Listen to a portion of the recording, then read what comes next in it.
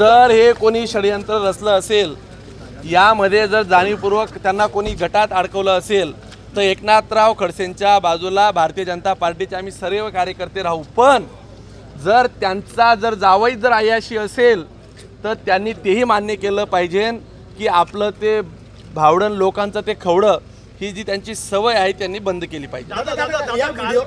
याच्यामध्ये सगळ्यामध्ये ते काहीतरी हुक्का घेताना दिसत आहेत, काहीतरी बियर सोबत त्यांचे फोटोज आहेत, हो, आणि दुसरीकडे मात्र त्यांना गोवल्याचं म्हटलं जाते, नेमकं काय? बघा, असं कसं होऊ शकतं? तुम्हाला मी गोवू शकतो का? तुमचा कुठल्या तरी बाईशी फोनवर बोलणं झालंय, कुठेतरी भेटला आहेत, कोणाला तरी पैसे दिले आहेत, त्या तिथं महिला आल्या आहेत, त्या काय आम्ही सांगितलं का? त्यांचे डेलीचे कॉन्टॅक्टमधले लोक आहेत, रविवारी कुठे जायचं, सोमवारी कुठे जायचं, मंगळवारी कोणासोबत थांबायचं, हे त्यांचा ठरलेला उपक्रम आहे। त्यांचे अनेक राजकीय दुश्मन आहेत, अनेक बारच्या उधाऱ्या दिलेल्या नाही आहेत, एखाद्या बारवाल्याने टिप दिली असेल, काही असू शकतं, अनेक त्यातल्या शक्यता आहेत। अजून पोलीस तपास करतायत, तुम्ही जरा थांबा, पिक्चर बी बाकी आहे।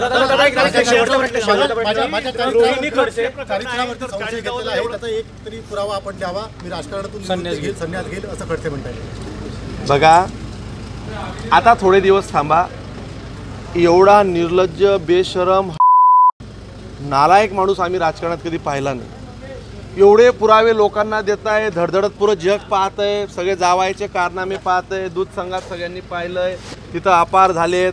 आता कोणते पुरावे पाहिजे नाही तुम्हाला? SIT नेमली, 137 कोटीचा दंड झाला आहे। आता तुम्हाला काय साक्षात ब्रह्मदेव येऊन सांगेल की एकनाथ गणपत खडसे किंवा गणपत दामू खडसे त्यांना जाऊन सांगतील की राजा तू बंद कर रे, हे आवर रे। आता त्यांना कसं आहे, मला नाही आवरून मी कशाला घाबरू, अशी त्यांची परिस्थिती झाली आहे। ते काही आबरूदार माणूस नाही आहे, त्याच्यामुळे त्यांना शुभेच्छा। आता एक शेवटचा प्रश्न, रोहिणी खडसे वारंवार त्या ठिकाणी ड्रग्जवरून सरकारवर हल्लाबोल करत होत्या आणि आता कुठेतरी त्यांचेच त्या ठिकाणी ड्रग्जमध्ये सापडले। काय झालं त्यांच्या व्यवसायात? बघा, तुम्हाला याच्या बाबतीत मी तुम्हाला आरोप करत नाही आहे, थोडी वस्तुस्थिती सांगतोय। कायमचा कन्झम्पशन वापरणारा माणूस म्हणजे खेवलकर दिसतोय। आता त्यातल्या सगळ्या गोष्टी पुढे येतील। माझ्या मते त्यांच्यासोबत जो व्यक्ती दुसरा जो पोपटराव जो पकडला गेला आहे, तो महाराष्ट्रातला सर्वात मोठा बुकी आहे। तुम्ही हे बघून घ्या, तो बुकी म्हणजे या सगळ्या सट्टे बाजारातला चालवणारा मार्केटचा एक माणूस आहे।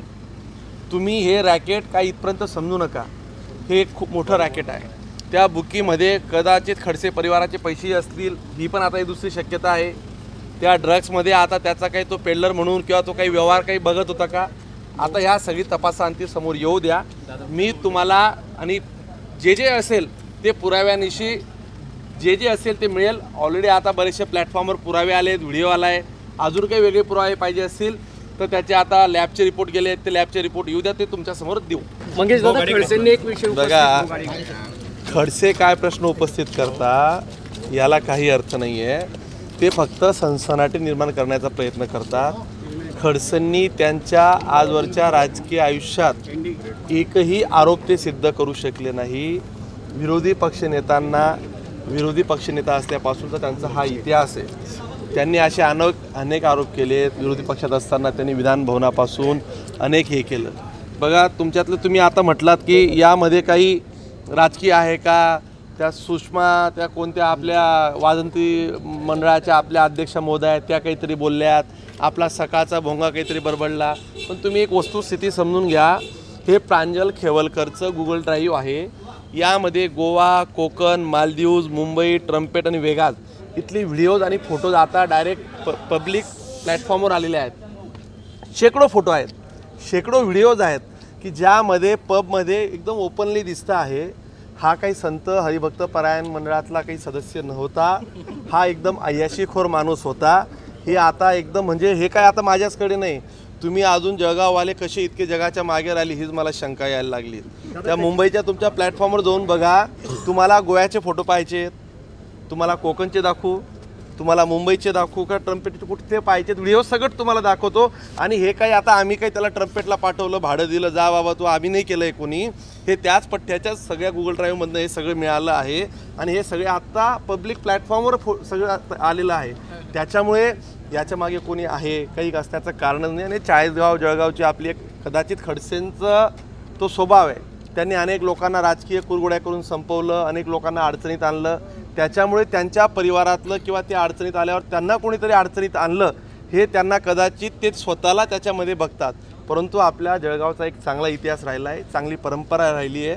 त्याच्यामुळे जे खडसेंनी केलं हे त्यांना ते भोगावं लागतं आहे. जसं तुम्ही पेरलं तसं ते उगतं आहे. त्याच्यामुळे याला कुठेही राजकीय दृष्टिकोनातून बघण्याचा प्रश्नच नाही.